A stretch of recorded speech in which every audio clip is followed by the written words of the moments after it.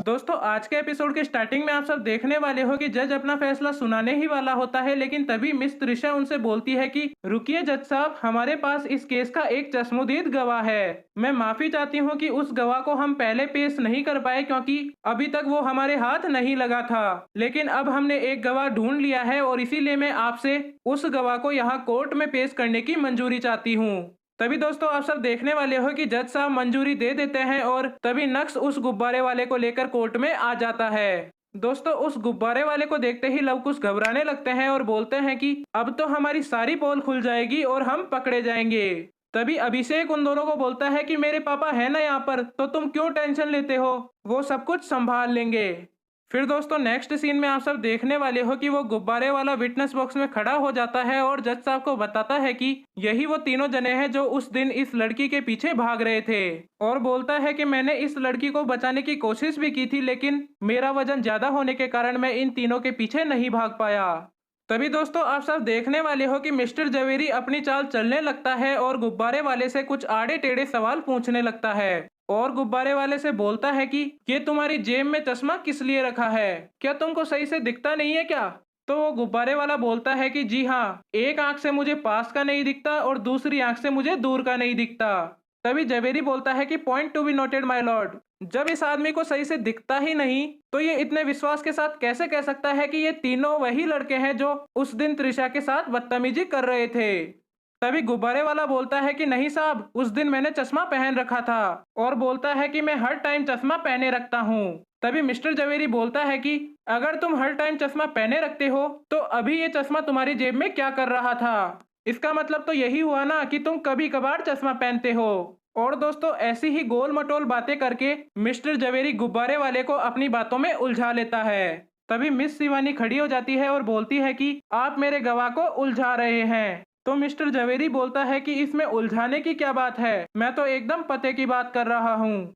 तभी दोस्तों आप सब देखने वाले हो कि जज कुछ फैसला करने ही वाले होते हैं, तभी नायरा वहां बीच में कोर्ट में खड़ी हो जाती है और बोलती है कि जज साहब आप प्लीज फैसला यह देखकर मत कीजिएगा कि कौन सा लॉयर कितना एक्सपीरियंस है और किसको कितनी नॉलेज है। आप प्लीज जल्दीबाजी में कोई भी फैसला मत लीजिएगा और सच्चाई को देखते हुए ही न्याय कीजिएगा। तभी जज नायरा के ऊपर बीच कोर्ट में बोलने के लिए 2000 का जुर्माना लगा देता है और बोलता है कि ये केस अगली तारीख तक स्थगित किया जाता है।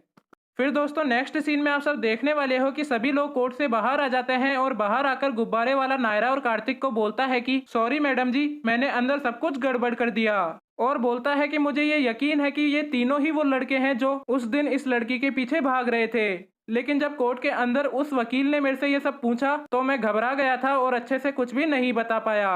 तभी नायरा और कार्तिक गुब्बारे वाले से बोलते हैं कि इसमें तुम्हारी कोई भी गलती नहीं है क्योंकि हम तुम्हें अचानक से ही यहाँ पर ले आए थे और हमने तुमको कोई प्रिपरेशन भी नहीं करवाई थी। तभी दोस्तों आप सब देखने वाले हो कि उस गुब्बारे वाले के पास किसी का फोन आ जाता है और वो वहां से चला जाता है, लेकिन उसका चश्मा बांधने का रबड़ वहां पर गिर जाता है, जिसको देखकर नायरा को एक आइडिया आता है कि क्यों ना हम अकेडमी के किसी कैमरे में ये ढूंढने की कोशिश करें कि गुब्बारे वाले ने चश्मा पहना था या नहीं, और अगर हमको गुब्बारे वाले की चश्मे पहने हुए एक भी तस्वीर मिल गई तो हम कोर्ट में ये प्रूव कर पाएंगे कि गुब्बारा वाला उस दिन चश्मा पहना हुआ था।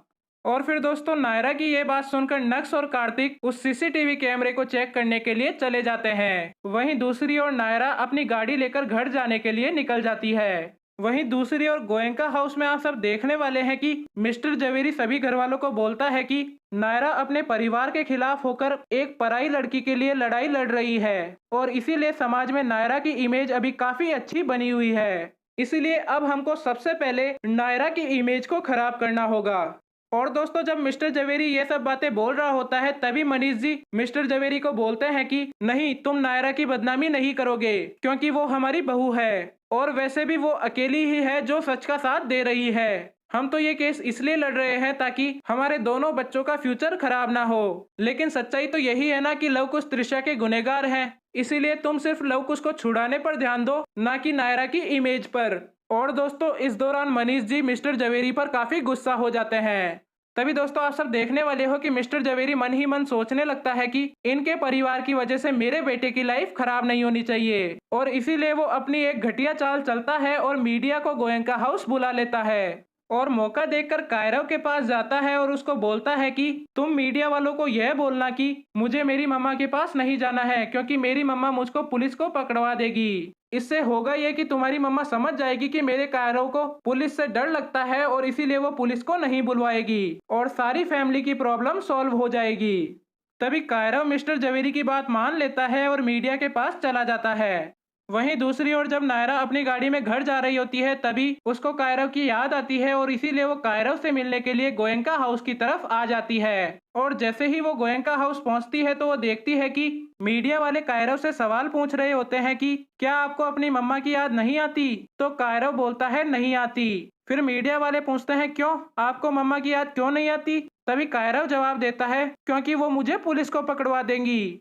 तभी कायरव के मुंह से यह बात सुनकर नायरा काफी दुखी हो जाती है और यहीं पर आज का एपिसोड खत्म हो जाता है। अब आगे आने वाले एपिसोड में यह देखना काफी इंटरेस्टिंग होगा कि क्या नक्स और कार्तिक को उस सीसीटीवी फुटेज से कोई सबूत मिल पाएगा या नहीं। वहीं गोयनका हाउस में मिस्टर जवेरी क्या नई चाल चलेगा।